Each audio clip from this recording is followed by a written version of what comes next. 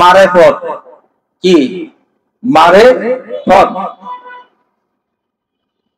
আমার আপনার পরম দর্দি মুর্শিদ কাদা বলছে, কোন কিছুর গভীরে পৌঁছানো তার নামই হলো মারেফত। সুবহানাল্লাহ।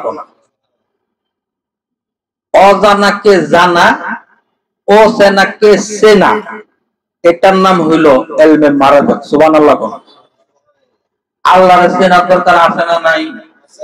উনি এখন আমাদের জন্য চেনা না অচেনা? অচেনা। তো অচেনাকে চেনা, অজানাকে জানা। আল্লাহ আছে জানি, কিন্তু কোথায় আছে সেটা তো জানি না। কেউ কইতেছে আল্লাহ আরশে, কোথায়? আসমানের উপরে। আবার কেউ কইতেছে আল্লাহ কোন জায়গায়? কাবা ঘরে। আবার কেউ কইতেছে আল্লাহ কোথায়? মসজিদে। মসজিদ কার ঘর? আল্লাহর ঘর। কাবা কার ঘর? আল্লাহর ঘর। এখন আল্লাহ আছে কোন জায়গায়? খুঁজি যারে আসমানের জমিন, আমার চিনি নাই আমি। খুঁজি যারে আসমান জমিন,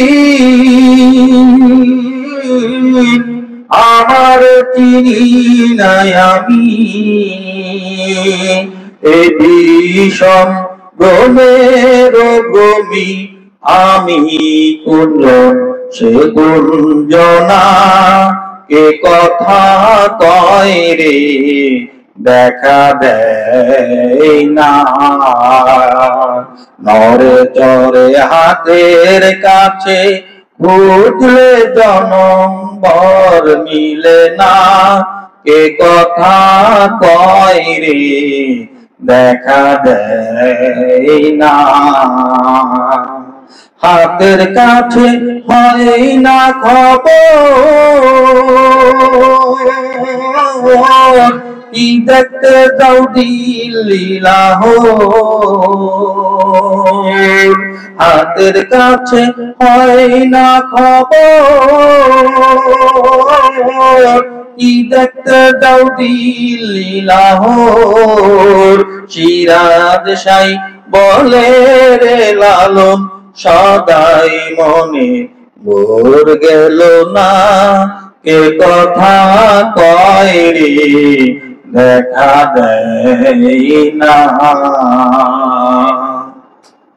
কে কথা বলতেছে? আমার মাঝে কে কথা বলে? আমার মাঝে কে কথা বলে সেটা কি কোনোদিন খোঁজ করছেন? খোঁজ নিছেন যে আমার মাঝে কে কথা বলতেছে? এই যে কথার পিঠে কথা, কে আমাকে সাজায় দিচ্ছে আমার ভিতর থেকে? আপনি একটি বই কিনলেন, একটা কিতাব কিনলেন, এটা কিন্তু পৃষ্ঠা বাই পৃষ্ঠা কথা সাজানো, কথা ঠিক কিনা? তাহলে আমার ভিতর তো এরকম পৃষ্ঠা সাজানো আছে না নাই?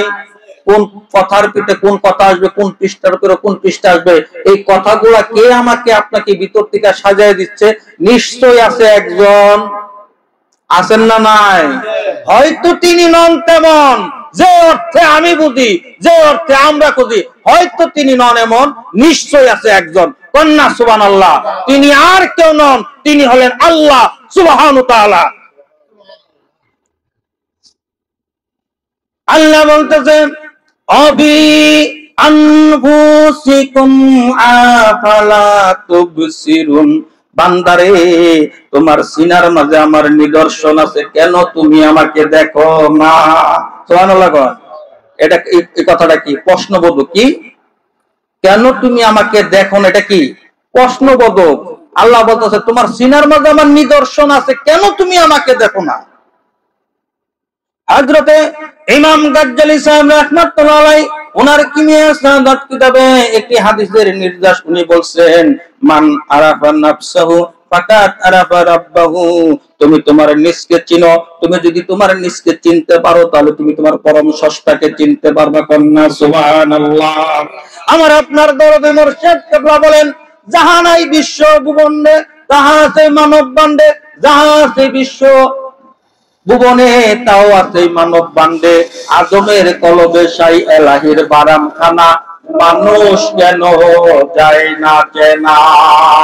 সুবহানাল্লাহ। কোন দেখলে তারে দেখার মতো, সাধনা কি লাগতো এত, ভাবলে তারে বাবার মতো, ভাবনা রইতো না আর। ও বন্ধুরা, তারে তো দেখার মতো দেখি না, তারে নিয়ে তো ভাবার মতো ভাবি না। যদি ভাবার মতো যদি ভাবতাম আর দেখার মতো যদি তারে দেখতাম, তাহলে এত সাধনার দরকার পড়তো না। কথা ঠিক কিনা? অতএব তাকে দেখার জন্য, তাকে নিয়ে ভাবার জন্য কোথায় গেলাম? দৌড় দিলাম সেই মানিকগঞ্জ দরবার শরীফ। সুবহানাল্লাহ কোন। আল্লাহ এবং আল্লাহ রাসূলের সান্নিধ্য হাসিল করার জন্য কোথায় গেলাম? সেই মানিকগঞ্জ দরবার শরীফ। আল্লাহ যেমন বলছে, আমি ইবাদতের জন্য না, আমি কি করছি? আমাকে চিনার জন্য। আমার প্রতিনিধিত্ব করবে আদম, তারা আমার খলিফা, আমার প্রতিনিধিত্ব করবে দুনিয়ার বুকে, তাদের মাঝে আমি আল্লাহকে প্রকাশিত করবে। এই জন্যই আমি আদম সৃষ্টি করলাম। কিন্তু আজকে দুনিয়ার মায়া জালে আবদ্ধ হইয়া, মোহমায়ের মাঝে আটকায়া, সেই পরম স্রষ্টা পরম রব তাকে ভুলে গেছি। কথা ঠিক কিনা? আর আল্লাহ বলছে, বান্দা তুমি দুনিয়াতে যে আমারে ভুলে যাবে, এটাই ছিল সত্য কথা। এরপরও আমি যেন, আমাকে যেন তোমরা যেন না বলো, এই জন্য আমি যুগে যুগে কি করছি? নবী পাঠাইছি, রসুল পাঠাইছি, পাড়ায় পাড়ায় তোমাদেরকে ধাক্কা দেওয়াইছি।